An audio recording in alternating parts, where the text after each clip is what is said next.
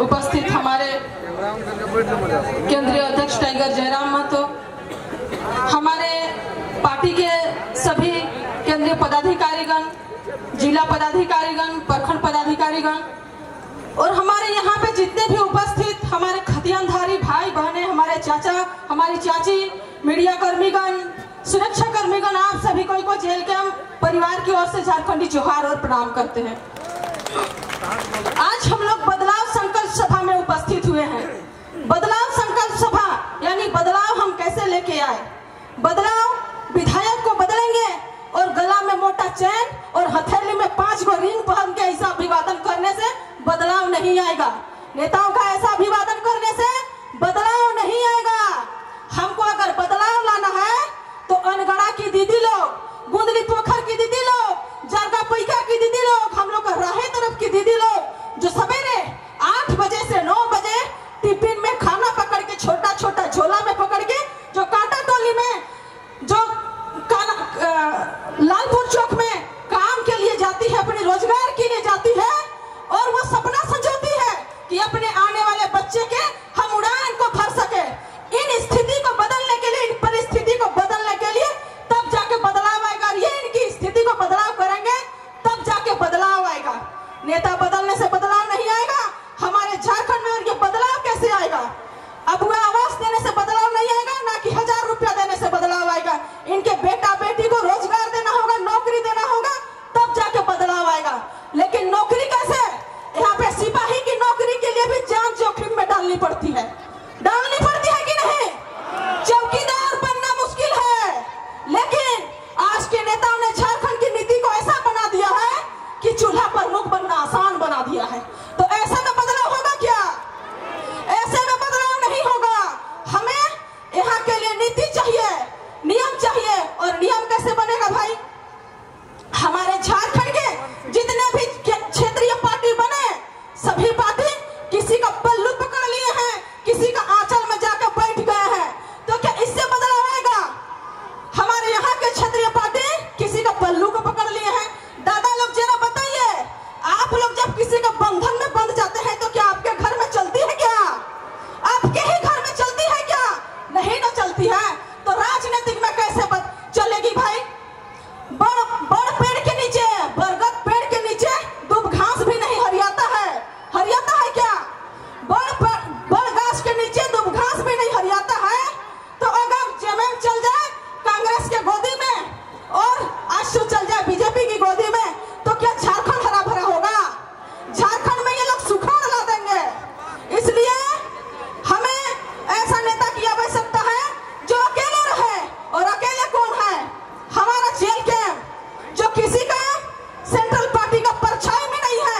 ये अकेले इतना माहिर है कि किसी से नजरें मिला सकते हैं, सीना तान करके उससे बात कर सकते हैं। और हमारे जो क्षेत्र के अभी तक के पार्टियों ने, लोगों को मन में संदेह होता है कि अभी तो जेल कैंप, पहले जेबी केसेस था लेकिन अब जेल कैंप बन गया है। तो जेल कैंप को हम लोग कैसे विश्वास करें?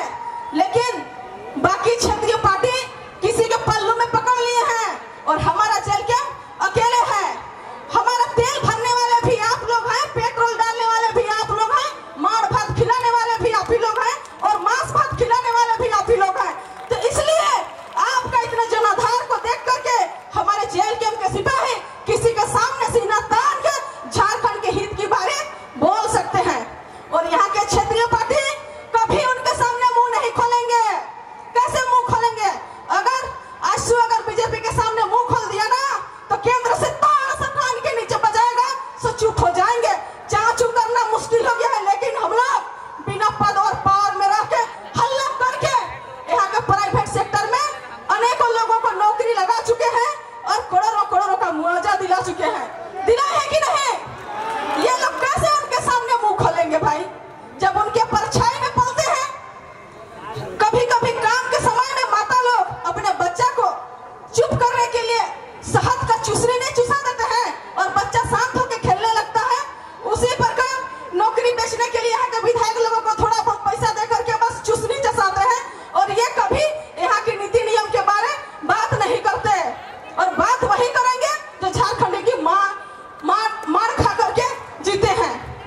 आपको थोड़ा बहुत महाभारत की बात को बताते हैं। महाभारत युद्ध में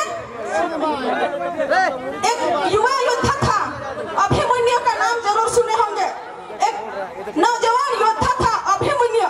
उसको चक्रव्यूह भेदना नहीं आता था, लेकिन भी उनके सामने बड़े बड़े योद्धा थे। उसको हम योद्धा नहीं कहेंगे क्योंकि अभिमन्यु को चक्रव्यूह भेदने नहीं आता था, लेकिन गुरु द्रोणाचार्य, भीष्म पितामह, मामा शकुनी, कर्ण और दुर्योधन इन लोगों को पानी पिला के रखे थे। उन्होंने युद्ध का नियम को तोड़ करके एक साथ उनके साथ प्रहार करते हैं और उनको मारते हैं। और ऐसी जीत को जीत कहेंगे क्या? ऐसी जीत को जीत नहीं कहेंगे। और हमारे साथ हमारे नाबालिग पार्टी के साथ भी इन पार्टियों ने ऐसा ही किया। आपको बताते हैं किस तरह से लोकसभा का चुनाव में हमारा प्रत्याशी एक निर्दलीय प्रत्याशी से सबका अलग अलग छाप था, सबका अलग अलग सिंबल था।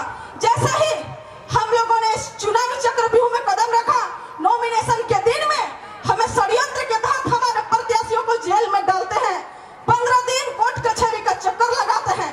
उसके बाद मिल करके एक साथ में गठबंधन के साथ हमें हराते हैं। क्या ऐसी जीत को जीत करते हैं आप लोग? ऐसी जीत को हम जीत नहीं करते हैं। जेएलकम का केंद्रीय अध्यक्ष, महिला मोर्चा की अध्यक्ष होने के नाते हम जितने भी पार्टी है सभी को चुनौती देते हैं, ललकारते हैं। अगर हिम्मत है तो अकेले आकर के विधानसभा चुनाव में 70 सीट से प्रत्याशी उतारेंगे, सामना करके दिखाएं, तब बताएंगे कि राजनीतिक में लड़ाई कैसे होती है। एक साथ में मिल करके किसी एक को, ये जीत को हम जीत कभी स्वीकार नहीं करते। अभी देखते होंगे, चलो अच्छा 2 मिनट में बातें को पूरा करेंगे। अभी सोशल मीडिया में एक दो बातें आ रही थी हमारे झारखंडी और बिहारी बात को लेकर के कि आप लोग बिहार के लिए शब्द बोलते हैं। हम किसी का नाम तो नहीं बोलेंगे, लेकिन थोड़ी थोड़ी बातें को बोलने की आवश्यकता पड़ जाती है। हमने कब आपके साथ दुर्व्यवहार किया? हमने तो अपना अधिकार का बात को किया। मामा का, मौसी का, परिवार का दोहाई दे करके हमें रिश्तेदारी में बैठना चाहते थे कि ये झारखंड रिश्तेदार को नहीं मानते हैं। आपका जन्म किस राज्य में हुआ? हम मानते हैं कि संयुक्त बिहार में हुआ। संयुक्त बिहार भी कभी उड़ीसा तो बंगाल था। एक परिवार में 4 बच्चों का जन्म भी माता पिता के एक कमरा में ही होता है, एक घर में होता है। लेकिन परिवार को सुचारू रूप से चलाने के लिए सब कोई में बंटवारा होता है। हम लोग अलग प्रखंड का मांग करते हैं, अलग जिला का मांग करते हैं, ताकि छोटा छोटा खंड में बचेगा तो उस जगह का विकास होगा। लेकिन हम लोगों ने बंटवारा किया। अभी भी उनका कहना है कि हम लोग इसी राज्य के हैं। अरे जब जमीन का हिस्सेदारी कर लिए तो आप कैसे इस राज्य के हैं? उन लोगों ने सब दिन हम लोगों को ठगने का काम किया है। आप लोग याद कीजिए, जब बिहार बोर्ड में परीक्षा लिखते थे, जब बिहार बोर्ड में मैट्रिक परीक्षा लिखते थे, जितने भी चाचा लोग हैं जो 2000 से पहले मैट्रिक परीक्षा होती थी, क्या स्कूल में मैट्रिक पास करने की प्रतिशत कितनी होती थी? बताइए। 100 में मुश्किल से मुश्किल 10 या 15 कोई पास करते थे।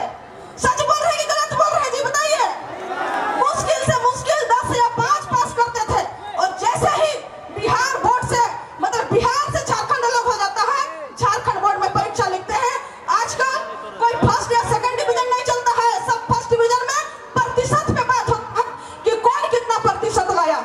जैसे ही बिहार बोर्ड से झारखंड बोर्ड अलग होता है, क्या विद्या की देवी हमारे मस्तिष्क में फिट हो जाती है? क्या विद्या की देवी हमारे मस्तिष्क में फिट हो जाती है?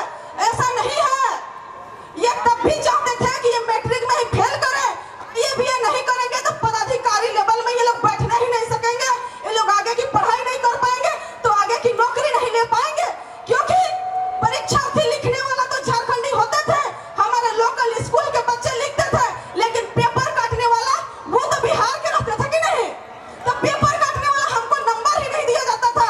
नहीं होने से, झारखंड अलग होने से पूर्व क्यों नहीं पास करने का रेशियो ज्यादा था? यही सब